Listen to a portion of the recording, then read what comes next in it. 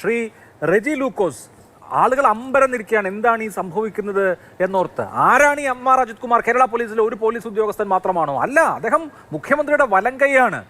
മുഖ്യമന്ത്രിയുടെ ഓഫീസിലെ അല്ലെങ്കിൽ ആഭ്യന്തര വകുപ്പിലെ അധികാര അച്ചുതണ്ട് എന്ന് പറയാവുന്ന സകലതിൻ്റെയും സർവാധികാരക്കാരനായിരുന്ന പോലീസ് ഓഫീസറാണ്. ഡി ജി പി ഉള്ളപ്പോഴും ഈ ADGP ആയിരുന്നു സൂപ്പർ DGP. അദ്ദേഹമായിരുന്നു സകലതിൻ്റെയും നിയന്ത്രണം. ആ ശശി, അതുപോലെ തന്നെ ഈ അജിത് കുമാർ അച്ചുതണ്ട് ഇപ്പോൾ തകരുന്നു. ഒരുപക്ഷെ രണ്ടുപേരും പുറത്തേക്ക് പോകാം. എന്തായാലും അജിത് കുമാറിന്റെ പുറത്തേക്ക് പോക്ക് ഉറപ്പായി കഴിഞ്ഞിരിക്കുന്നു. എന്തായിരുന്നു ഈ 3 കൊല്ലം നടന്നുകൊണ്ടിരുന്നത് എന്നുള്ളത് ഒരു ചോദ്യചിഹ്നമാണ്. Abhilash, PV Anwar MLA, Nilambur MLA പുറത്തുവിട്ടിരിക്കുന്ന ഇന്നലെയും ഇന്നും ആയിട്ട് അദ്ദേഹം പുറത്തുവിട്ടിരിക്കുന്ന കുറെ വസ്തുതകളുണ്ട്. അത് കൃത്യമായ അദ്ദേഹത്തിന്റെ അറിവും ബോധ്യത്തോടുകൂടിയാണെന്നുള്ള അദ്ദേഹം പത്രസമ്മേളനത്തിൽ പറഞ്ഞു. മാധ്യമങ്ങൾ അതെല്ലാം ലൈവായിട്ട് റിപ്പോർട്ട് ചെയ്തു.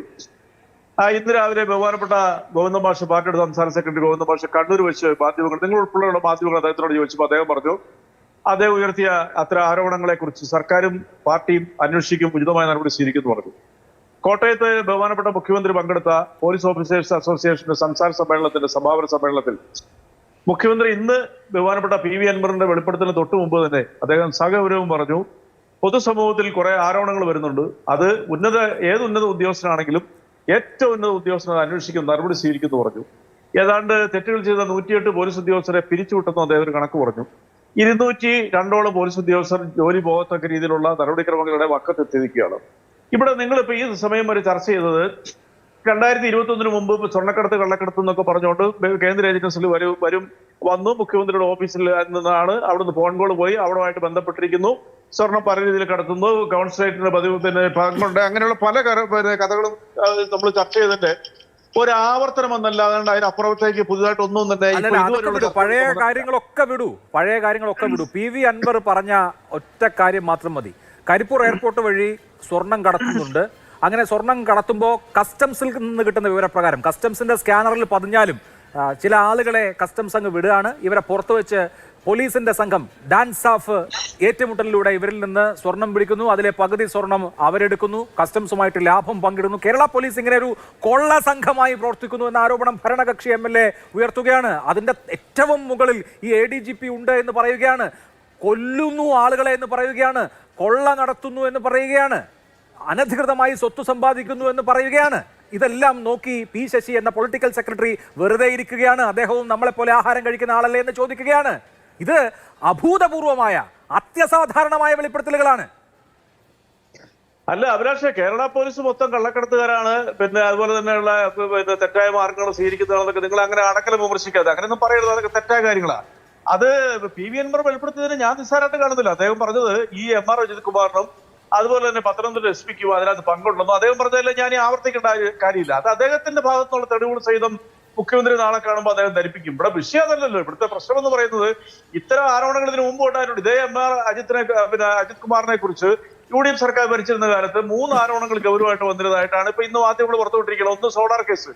ആ സോളാർ വിഷയത്തില് സോളാറിലെ പിന്നെ പരാതിക്കാരെ സ്വാധീനിക്കാൻ ശ്രമിച്ച ഒരു മാതൃഭൂമി ചാനലിലൂടെ തന്നെ ഇന്ന് അവർ പുറത്തു പറഞ്ഞിട്ടുണ്ട്. അത് എപ്പോ പരാതിക്കാരി പറഞ്ഞത് എന്താ?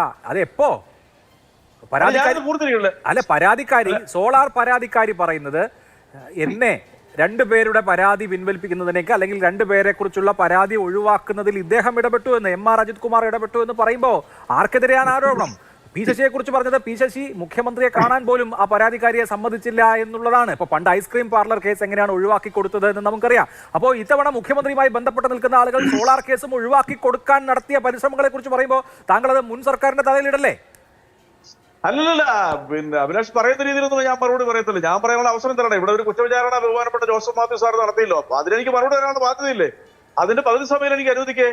യാഥാർത്ഥ്യങ്ങൾ കേരളത്തിലെ ജനങ്ങൾ മുഴുവൻ കണ്ടോണ്ടിരിക്കുന്നത്, നമുക്കാരെങ്കിലും മറച്ച് സംസാരിക്കാൻ പറ്റും. ഞാൻ PV അൻവർ MLA വെളിപ്പെടുത്തിയതിനെ നിസ്സാരമായിട്ട് കണ്ടില്ല, മുഖ്യമന്ത്രി കണ്ടില്ല, പിന്നെ ബഹുമാനപ്പെട്ട കേരള പാർട്ടിയുടെ സെക്രട്ടറി കണ്ടില്ല.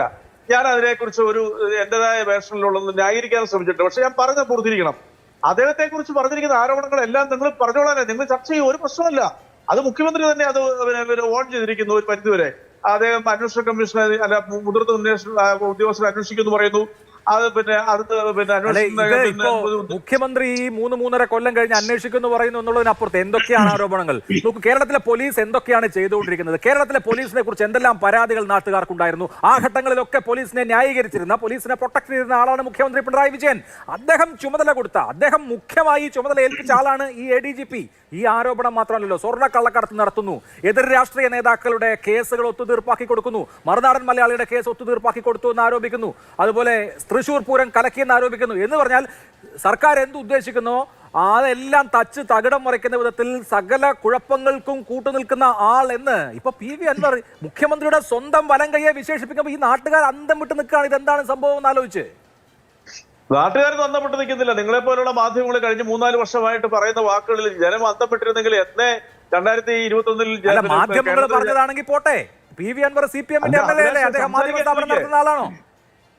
അഭിലാഷെ ഒന്ന് സംസാരിക്കാൻ അനുവദിക്കുക. അതല്ലേ എന്റെ ശരി എന്ന് PV അൻവർ പറയുന്നത്. പറയാത്ത ഒരു കാര്യവും പറഞ്ഞിട്ടില്ല. ഇതൊക്കെ PV അൻവർ പറഞ്ഞ കാര്യമാണ്. PV അൻവർ പറഞ്ഞ അറിവേ എനിക്കുള്ളൂ കേട്ടോ.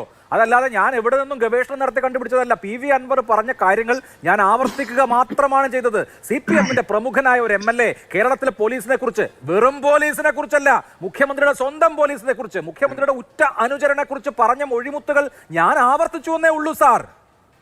അല്ല അഭിലാഷ്, ഞാൻ ആകെപ്പാട് അരമണിക്കൂറുള്ളൂ. എന്നോട് ഈ ചോദ്യങ്ങൾക്ക് മറുപടി പറയാനാണല്ലോ ഈ ചർച്ചയ്ക്ക് വിളിച്ചിരിക്കുന്നത്. അഭിലാഷ് വളരെ മാന്യമായ രീതിയിൽ ചർച്ച നയിക്കുന്ന ഒരാളാണ് അഭിലാഷ്. എനിക്ക് കാര്യം തർക്കമൊന്നുമില്ല.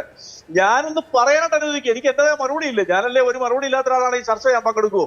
അത് ജനങ്ങൾ കേട്ട് വിധിയിരുത്തട്ടെ. നമ്മളെല്ലാവരും പറഞ്ഞ പൊതുസമൂഹം കേട്ടോണ്ടിരിക്കുന്നത്, എത്ര വർഷങ്ങളായിട്ട് കേട്ടോണ്ടിരിക്കുന്നത്. ഞാൻ ചോദിക്കട്ടെ, അദ്ദേഹം ഉയർത്തിയിരിക്കുന്ന ആരോപണങ്ങളിൽ 2 ആരോപണങ്ങളുണ്ട്. ഒന്ന് ഈ പറയുന്ന സോളാർ കേസ് ഒതുക്കിയ കേസ്. രണ്ടാമത്തെ ഒരു പ്രമുഖമായ ഒരു ആരോപണം എന്ന് പറയുന്നത് UDF കാര്യത്തെ മറ്റാരോപണങ്ങളെ കുറിച്ച് ഞാൻ പറയുന്നില്ല. മറ്റൊന്ന് പറയാം, അതായത് 150 കോടി രൂപ കഴിഞ്ഞ നിയമസഭാ തെരഞ്ഞെടുപ്പിന് മുമ്പായിട്ട് കർണാടകയിൽ നിന്നും 3 മീൻവണ്ടിയിൽ കൊണ്ടുവന്ന് അത് സ്വന്തം കാര്യത്തിനായിട്ട് ഉപയോഗിച്ച് മാറ്റിയെടുത്തു എന്ന് അദ്ദേഹം പറഞ്ഞ ഒരു ആരോപണം, അത് PD സതീശനെ കുറിച്ചാണ് പറഞ്ഞത്. നിയമസഭയിൽ ഉന്നയിച്ച ഉത്തരവാദിത്തപ്പെട്ട MLA ആരോപണം ഉന്നയിച്ചപ്പോൾ അത് അദ്ദേഹത്തിനോട് പോലും ഒരു ഫോൺ കോളിലൂടെ അതിന്റെ സത്യാവസ്ഥ തെളിവ് ചോദിക്കാതെ കണ്ട് ഈ കേസ് വിജിലൻസ് എന്റെ അടുത്ത് അത് തള്ളിക്കളഞ്ഞ ആ കേസിൽ അത് സത്യമില്ലെന്ന് പറഞ്ഞ ഈ ഉദ്യോഗസ്ഥൻ ആരുമായിട്ടാണ് ബന്ധമുള്ളവരാണ് അന്വേഷിക്കട്ടെ. എന്താ തർക്കക്കാര്യത്തിൽ അത് അന്വേഷിക്കട്ടെ. അതിലൊക്കെ വസ്തുതയുണ്ടെന്ന് അന്വേഷിക്കട്ടെ. അത് PV അൻവർ പറഞ്ഞാൽ നിങ്ങൾ അതൊക്കെ എന്തിനാ മാറ്റി വെച്ച് സംസാരിക്കുന്നത്? സോളാർ കേസിൽ ഉമ്മൻചാണ്ടി സാറിന് വേണ്ടിയിട്ട് അദ്ദേഹം ഈ പറയുന്ന പരാതിക്കാരുടെ അടുത്ത് പോയി തങ്ങൾക്ക് അത് തരാം. ഇത് ഇന്നിപ്പോ വേറൊരു ഓഡിയോ ഇറങ്ങിയിട്ടുണ്ട്. ആ ഓഡിയോ പുറത്ത് കാണിക്കാനുള്ള മാന്യത കൊണ്ട് ഞാൻ പുറത്ത് വിടുന്നില്ല. സോഷ്യൽ മീഡിയയിലുണ്ട് ആരാണ് അതിനകത്ത് ഉപയോഗിച്ചിട്ടുണ്ട്. അതിൽ ഇപ്പുറത്തെ ഒരു MP യെ കുറിച്ച് 15 കോടിയുടെ ആരോപണം വരുന്നുണ്ട്. ആ സോളാർ കേസിൽ ഈ പരാതിക്കാരിയെ പരാതിയിൽ നിന്ന് പിൻവലിക്കാൻ വേണ്ടിയിട്ട്. അതൊക്കെ സാമൂഹ്യ മാധ്യമങ്ങൾ വന്നോണ്ടിരിക്കുക. നിങ്ങൾ ഈ പറഞ്ഞ കാര്യങ്ങളൊന്നുമല്ല കേരളത്തിലെ ജനങ്ങൾ അറിഞ്ഞുകൊണ്ടിരിക്കുന്നത്. അപ്പൊ അതുകൊണ്ട് ഒരു കാര്യം ഞാൻ പറയാം, നിങ്ങൾ മനസ്സിലാക്കേണ്ട കാര്യങ്ങൾ, PV അൻവർ എന്ന് പറഞ്ഞ MLA, ഞാൻ തുറന്നു പറയാം, അദ്ദേഹം ഒരു ജനകീയനായ MLA, വളരെ ആർജവത്തുള്ള MLA. അദ്ദേഹം കൊണ്ടുവന്ന് ഈ ആരോപണങ്ങൾ അന്വേഷിക്കാനായിട്ട് ഒരു മുഖ്യമന്ത്രി പെട്ടെന്ന് തയ്യാറായി എന്ന് പറഞ്ഞപ്പോൾ അദ്ദേഹത്തിന്റെ മുമ്പിൽ അദ്ദേഹത്തിനോടൊപ്പം നിന്ന ഒരു പോലീസ് ഉദ്യോഗസ്ഥൻ വഞ്ചന കാണിച്ചെങ്കിൽ അയക്കെതിരെ നടപടി സ്വീകരിക്കാനായിട്ട് ഈ ഗവൺമെന്റ്, ഈ മുഖ്യമന്ത്രി തയ്യാറായില്ലേ? പിണറായി വിജയനെ വഞ്ചിച്ചു എന്ന ഒരു കൺക്ലൂഷനിലേക്കാണ് താങ്കൾ എത്തുന്നത്. ഞാൻ വരാം അടുത്ത ഘട്ടത്തിൽ താങ്കളിലേക്ക്.